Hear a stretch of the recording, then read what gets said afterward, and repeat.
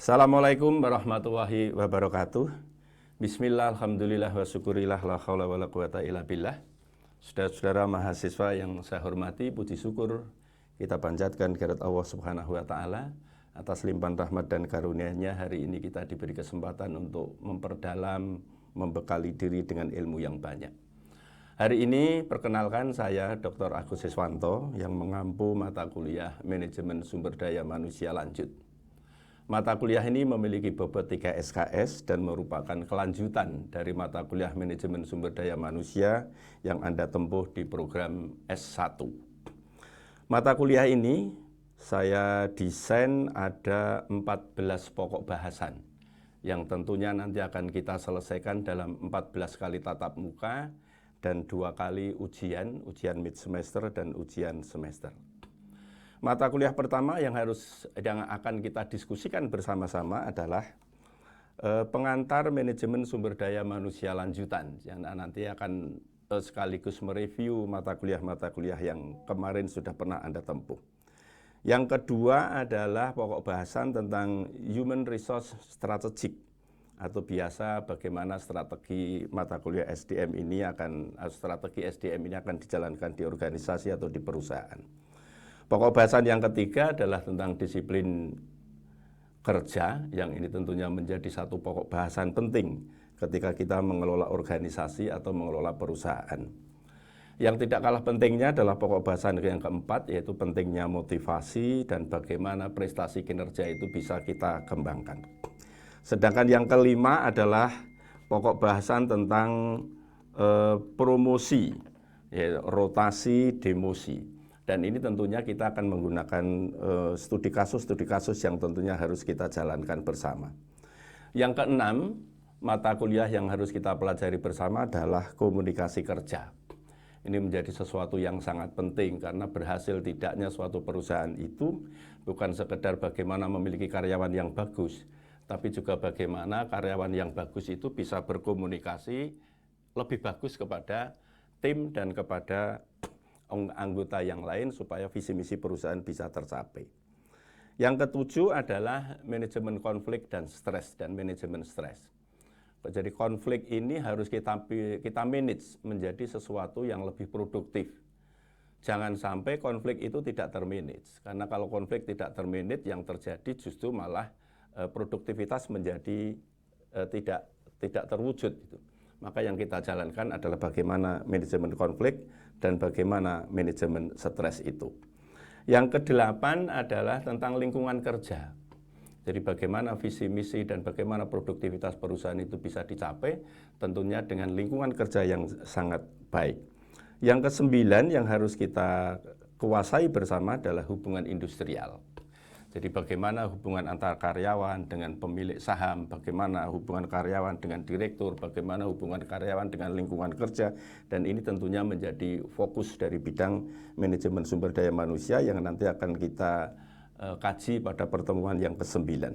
Sedangkan pokok bahasan ke-10 yang sudah kita siapkan adalah leadership atau kepemimpinan. Jadi mau tidak mau kita harus berada dimanapun, kemampuan kepemimpinan kita itu menjadi sesuatu yang sangat penting. Pokok bahasan yang ke-11 yang sudah saya persiapkan adalah tentang kepuasan kerja. Ya, kepuasan kerja harus kita ukur, bagaimana mewujudkan, bagaimana mengukurnya. Sedangkan pokok bahasan yang ke-12 adalah sistem informasi dan evaluasi kinerja. Ke-13 yang akan kita diskusikan bersama adalah talent management, bagaimana supaya kita menemukan bakat, mengelola bakat itu menjadi bakat yang betul-betul bisa bermanfaat. Bukan bakat yang selalu kita kenang dengan bakat yang terpendam gitu. Bukan, jadi kita akan mencoba menggali potensi, menggali bakat itu menjadi sesuatu yang bermanfaat. Pokok bahasan terakhir, karena kita kuliah di program Magister Manajemen di Universitas Ahmad Dahlan, maka kita akan mengkaji pada pokok bahasan yang terakhir adalah Human Resource dalam perspektif Islam.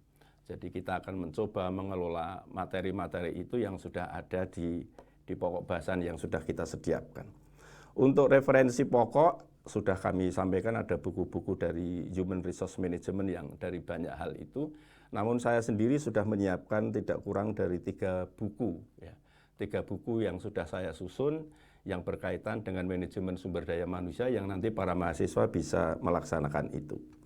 Metode pembelajaran yang akan kita desain adalah satu, tatap muka ceramah seperti di kuliah ya. Yang kedua adalah mahasiswa presentasi, yang ketiga adalah tugas, yang keempat adalah diskusi, yang berikutnya yang tidak kalah pentingnya karena di magister manajemen tentunya studi kasus yang akan kita laksanakan. Metode simulasi, bagaimana memecahkan konflik, bagaimana leadership itu bisa dijalankan juga tentunya menjadi metode yang sangat penting yang nanti akan kita laksanakan secara bersama-sama. Barangkali itu saja yang bisa kami sampaikan di pertemuan pertama pada kesempatan hari ini. Dan berikutnya mari kita saksikan bersama-sama bagaimana mata kuliah ini kita bedah, mata kuliah ini kita diskusikan bersama mulai dari pokok bahasan 1, pokok bahasan kedua sampai pokok bahasan yang keempat, dan saya minta mahasiswa bersama-sama mengikuti pokok bahasan atau mata kuliah yang sudah saya siapkan di video berikutnya. Terima kasih atas perhatiannya. Assalamualaikum warahmatullahi wabarakatuh. Selamat sore dan salam sejahtera untuk kita semuanya. Bismillahirrahmanirrahim. Alhamdulillahirabbil alamin. Walladzi anzala sakinata fi qulubil mu'minin liyazdadu imanan ma'a imanihim. Walillahi junudus samawati wal ardi wa kana iman. Rabbi shrah li sadri wa yassir li amri wa hlul 'uqdatam min lisani yafqahu qawli amma ba'du. Saudara-saudara mahasiswa yang saya hormati, hari ini kita diberi nikmat ketemu sama-sama belajar. Dalam setiap pertemuan itu sama-sama belajar. Pentingnya belajar itu dalam bahasa keilmuan begini: janganlah pernah berhenti menerima nasihat, karena hati ini akan mati ketika Anda sudah tidak mau menerima nasihat. Jadi hanya orang yang hatinya terbuka, pikirannya terbuka, yang orang itu mau menerima nasihat. Apalagi mata kuliah ini adalah mata kuliah manajemen sumber daya manusia lanjut, yang nanti ketika ada di perusahaan itu Anda akan mengelola hati-hati orang, mengelola hati orang, mengelola perasaan orang, mengelola akal pikiran orang, mengelola jalan pikiran orang. Nah, salah satu cara untuk mengelola itu adalah ketika hati ini senantiasa dinasihati. Dalam konteks lain, kenapa ketika kita mengelola manusia itu menjadi satu penting? Karena pikiran manusia itu seperti payung parasut. Pikiran saya dan Anda itu seperti payung parasut. Artinya apa kalau saya mengatakan pikiran saya dan Anda itu seperti payung parasut? Manusia itu disebut manusia ketika memberi makna. Manusia itu disebut manusia ketika dia bisa memberi makna. Payung parasut itu tidak akan pernah bisa menyelamatkan orang, tidak akan pernah memberi makna ketika payung parasut itu tidak bisa terbuka. Anda bisa lihat penerjun itu dari helikopter, dia terjun pakai payung parasut. Ketika payung parasut itu tidak terbuka, bisa nggak menyelamatkan penerjun? Ya bisa. Sama. Jadi manusia itu, saya dan Anda itu tidak akan pernah bisa memberi makna ketika pikiran kita itu tidak terbuka. Maka yang disebut dengan yang disebut dengan buta huruf. Kalau saya tanya Anda, yang disebut buta huruf itu apa? Alatnya tidak tahu huruf. Buta huruf itu tidak tahu huruf. Satu, buta huruf itu apa?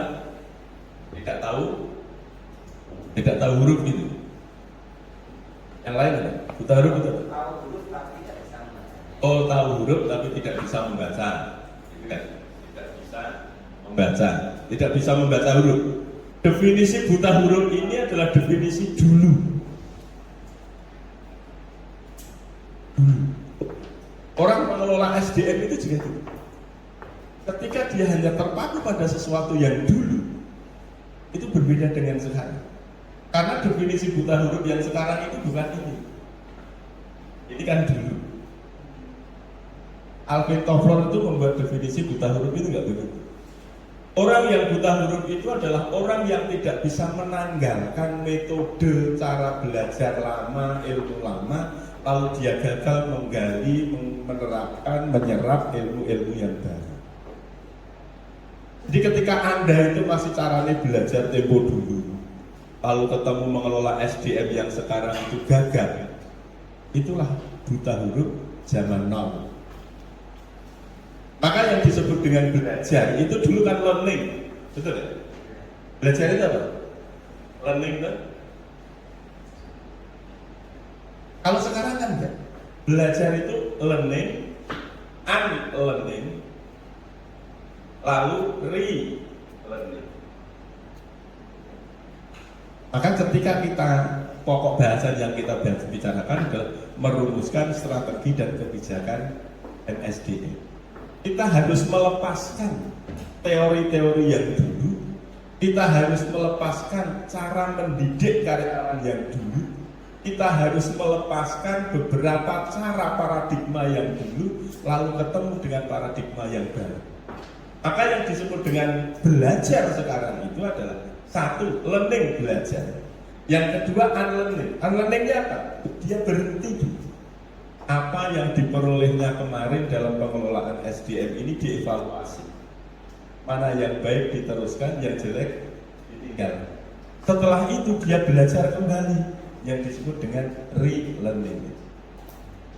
Sampai di sini bisa dipahami? Bisa dipahami?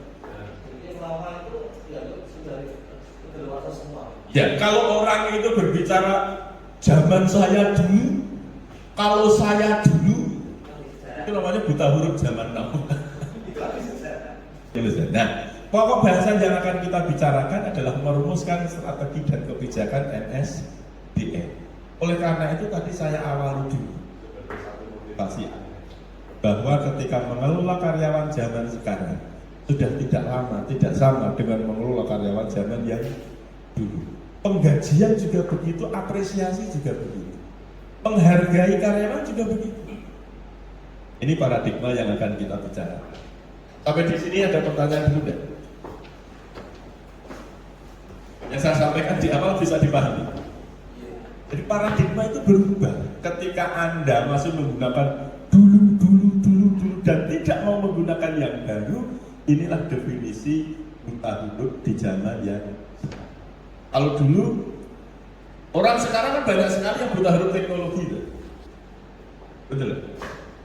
Jadi nggak melek teknologi banyak apa enggak? Banyak. Oke, sampai di sini ada yang mau protes tidak benar? Protes boleh, tanya boleh gitu. Ada? Tidak ada. Tidak ada itu ada dua kemungkinan.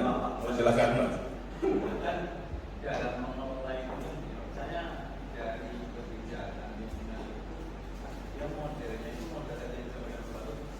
Badul.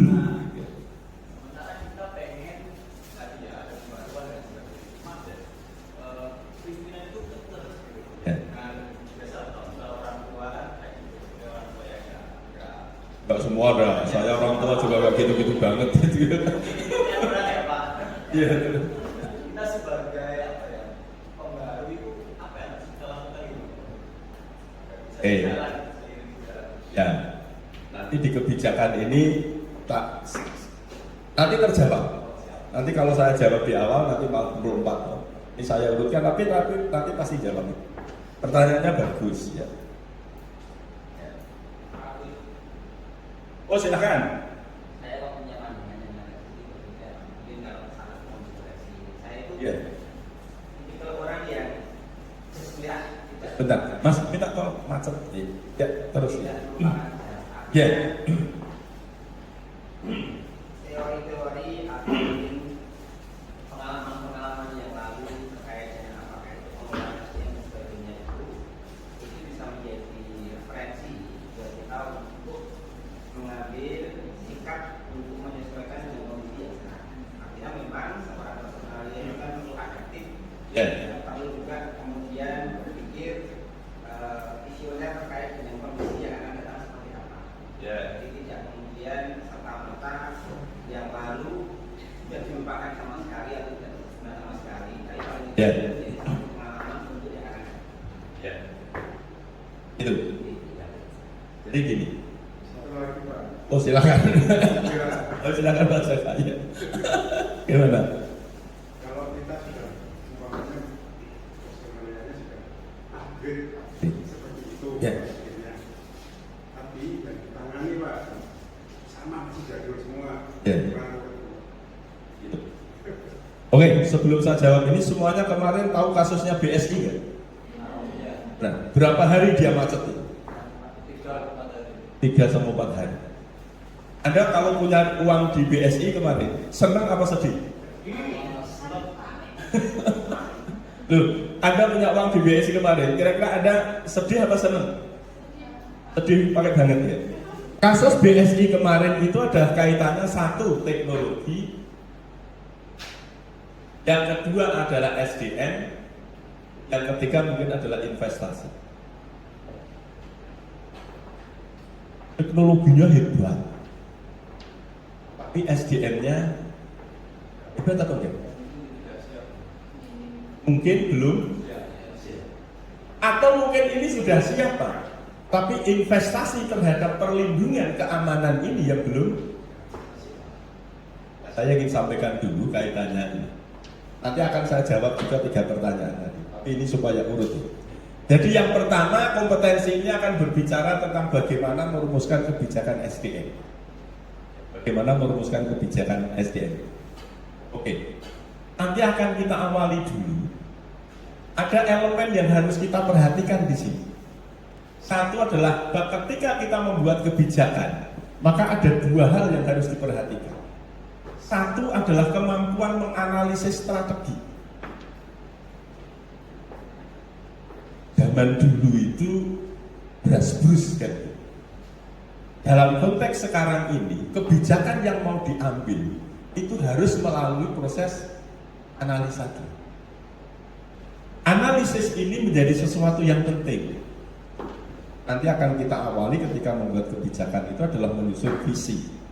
Setelah menyusun visi baru menyusun misinya. Saya ingin mengatakan begini, ketika kita akan menganalisis ini, maka praktisi SDM itu, manajer HR itu harus sudah mengetahui persis visi, misi perusahaan itu apa. Anggaran dasar, anggaran rumah tangganya di perusahaan ini apa. Maka berulang kali saya katakan, jangan sampai manajer SDM ini terlepas dengan renstranya perusahaan, terlepas dengan visi misinya perusahaan, bahkan tidak tahu target yang akan dicapai oleh perusahaan. Satu, menganalisis strategi. Yang kedua adalah kemampuan merumuskan strategi. Jadi kalau kita sudah mencoba menganalisis itu, yang tidak boleh ditinggalkan adalah kemampuan merumuskannya. Kemampuan merumuskannya baru nanti menjadi landasan untuk action. Kenapa itu menjadi penting Pak? Karena sesuatu yang hanya dikatakan tetapi tidak pernah action itu akan menurunkan kredibilitas. Nah, yang kedua adalah merumuskan strategi. Jadi satu kompetensi yang harus Anda kuasai adalah bagaimana kemampuan menganalisis. Yang kedua kemampuan merumuskan strategi. Dua hal ini menjadi penting. Terus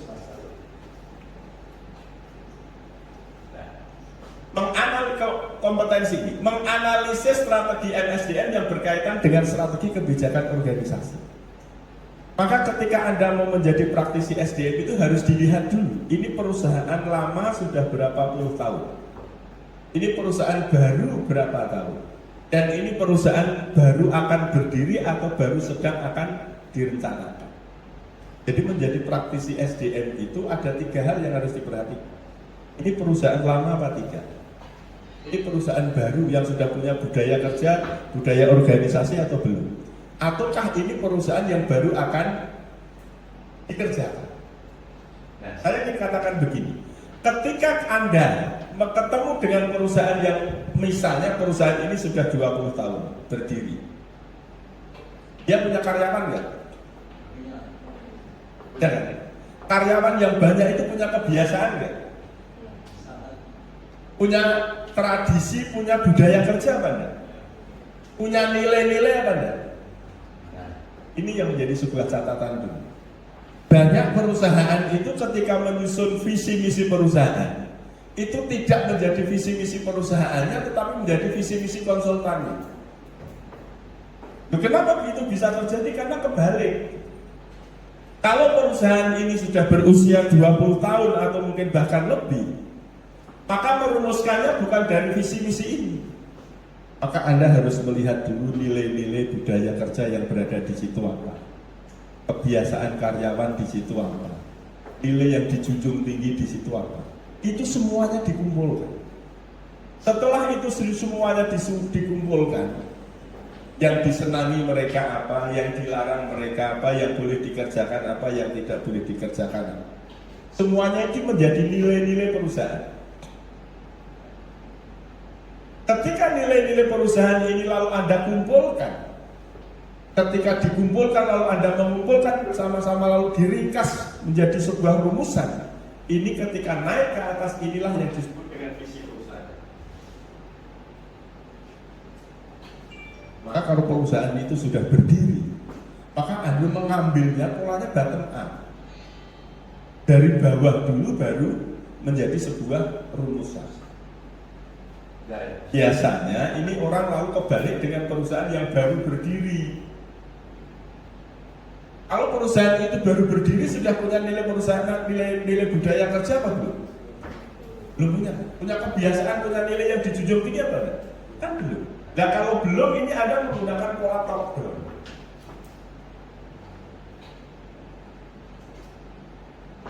Tahu maksudnya?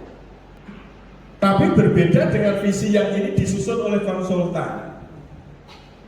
Perusahaannya sudah sekian lama puluh tahun berdiri, lalu menyewa konsultan untuk menyusun visi misi itu. Dikumpulkanlah orang-orang tertentu, dibatasi dalam waktu yang sesingkat-singkatnya. Kalau menyusun visinya juga seperti itu, maka yang sering terjadi apa? Setelah visi ini terjadi, lalu ditempelkan di setiap ruangan. Terus Anda tanya sama temanmu, Anda apa enggak sama visi itu? Oke, ya. Satu lagi. Oh ya. Kan ada juga perusahaan yang sudah berjalan. Dia sudah punya visi. Karena namanya visi kan tidak akan selamanya dipakai. Hanya sesuai. Ketika misalnya 10 tahun, 20 tahun lagi, dia harus ada pengembangan baru yang dirumuskan ulang.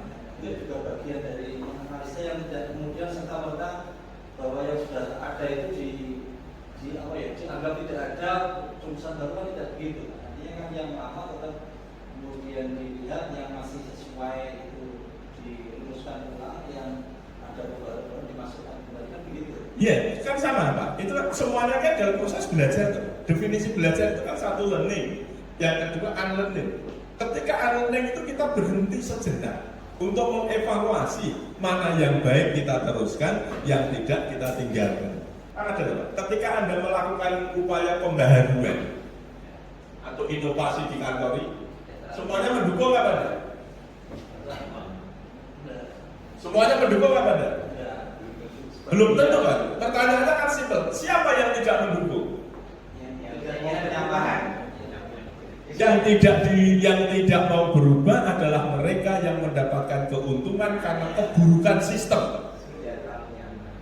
Jadi kalau Garmin itu harus sudah begitu, kecuali perusahaan itu sudah tidak mendapatkan order. Jadi kasusnya itu di Ampak Inti Corpora. Ampak Inti Corpora tahu? Ampak Inti itu perusahaan tekstil yang menghasilkan jin. Kalau panjang pakai celana jin biru itu. Di Corpora di Bawen itu, ekspornya sampai ke Eropa dan seterusnya. Ketika di sana terjadi pemutusan bilateral dengan Indonesia, akhirnya ekspor dari Indonesia itu di stop. Akhirnya dari 13.000 karyawan, dia harus PHK 7.000.